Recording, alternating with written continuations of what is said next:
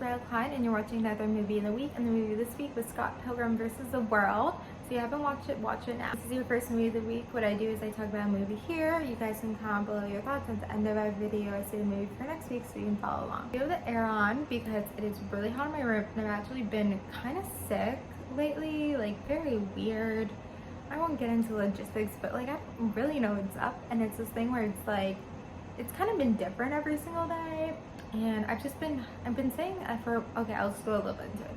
But I've been saying for a long time I have like low blood sugar because I kind of get like weak if I don't like, I'm not eating a lot. Like if I need to eat, like I get hungry, whatever. But like if I don't eat, like I feel weak, so that's why like it's like I eat a lot and I always have snacks.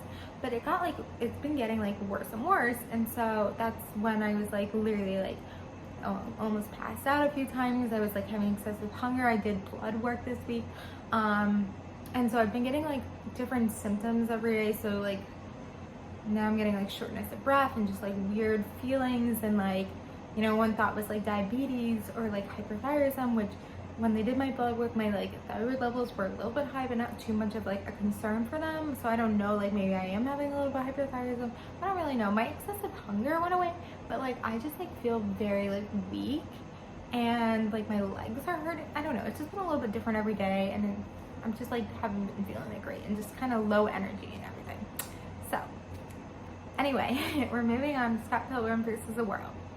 So this movie and the style of filmmaking, like you need to watch this film, and like you need to watch this film for the style of filmmaking. Like I didn't watch the film until I was like in college. I was like, oh my god, this is like amazing. Like the style of filmmaking, like it's one of those films where it's like I want to be in this movie. Like the style, like it's just like, I don't know, like one day I definitely like want to make a movie where it like kind of has a style where like, I don't know, but just like the way like the camera moves, and like the way that like when the phone rings it's like ring ring, and like the way that time goes on, and just like it's like amazing style filmmaking that obviously wouldn't work for every type of film, which is why it's not used. And I don't really know other times it was used. This director, he also directed Baby Driver, which is a really good movie I do like, that I'll probably do for a movie of the week eventually. But obviously that's style filmmaking wasn't exactly used. I mean, you can see some layers and be like, oh yeah, I can tell maybe they're the same director, but it's still two complete different sets of filmmaking. I'm like, it like makes my vision a little blurry too, that's too, so like I can't see clearly anything. But anyway, it's like, it's such a, like I one day want to make a movie with this style of filmmaking, but it has to be like the right story, and I definitely feel like this is the right story. And I guess like the story is kind of based off a comic book, so in the way like the style of filmmaking like felt like, you know, like how a comic book, you know, if you read comic books, how it's like pow when someone punches someone, like it makes sense. Anyway, so it's like one of those movies like I want to be in this movie, like I want to be in this movie. And I want to say like stacked cast, like everyone was amazing. Like there's so many different amazing actors. Michael Cera's, I mean, he's the lead, what am I saying? Kieran Culkin, Aubrey Plaza, Anna Kendrick, I'm forgetting the one from Captain Marvel, she's in it. Brandon Ruth, is that his name? He's played Superman in the past. Also Chris Evans. Who am I forgetting? There was definitely more. There's that guy, I'm forgetting his name, but he's in all the Wes Anderson movies. And he was just like the dad in the Asteroid City one, but he was in it. Who almost am I forgetting? They had that Maze Williams, is that her name? So anyway, stacked cast. And I feel like everyone like played their parts well. Like there was like an element to like their acting that they needed to do. And it's like I think it's like something where it's like picking the right actors for these roles. So as much as I'm talking about how great of a movie and everything it is, you know, looking at it in a more critical lens, and you kind of get down to the nitty-gritty of what the story's about. This man, we're gonna take out all the exciting filmmaking and everything about it. This man had a dream about a girl, and then he sees the girl, and he wants to be with the girl despite how she is interacting to him, despite that he's also in a relationship with a 17-year-old, which I do feel like they bring up and show enough like how that's weird.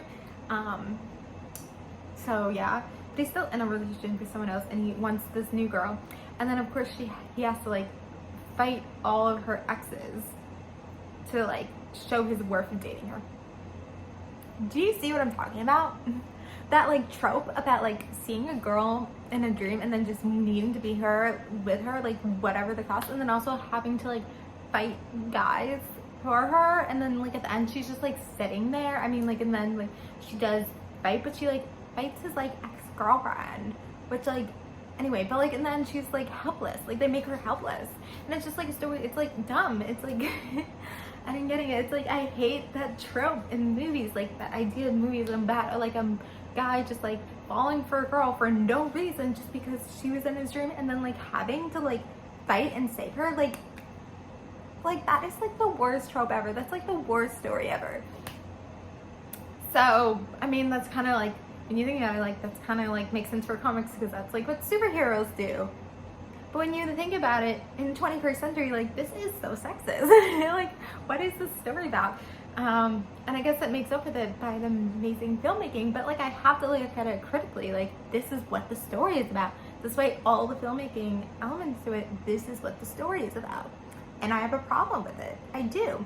So I feel like one day, if I do get the chance to make a movie with this style of filmmaking, I would have the story be something, you know, better. But yeah, sometimes that's like what the story's about, and like I have a problem with it. So like it kind of makes me like feel less about this movie knowing that's what it's about. And it's kind of thing where like at the beginning, you know, I feel like it's really interesting, like, oh, the style of filmmaking. As the movie goes on and like he's fighting these people, it just feels like less and less, like I start to feel less interested, and I start like losing my engagement with it. Kind of those are my notes about the movie, you know. I don't know if y'all picked up on that too, but you know, feel free to disagree. I'm also looking very pale. Feel free to disagree in the comments below, and be honest. But no one ever comments. But barely anyone ever does, so no one's gonna comment on this. Anyway, but thank you guys for watching, and the movie for next week is About Time from 2013, so make sure you comment below about Scott Pilgrim versus the World and watch About Time for next week. Thank you guys for watching. Like, comment, subscribe, and bye.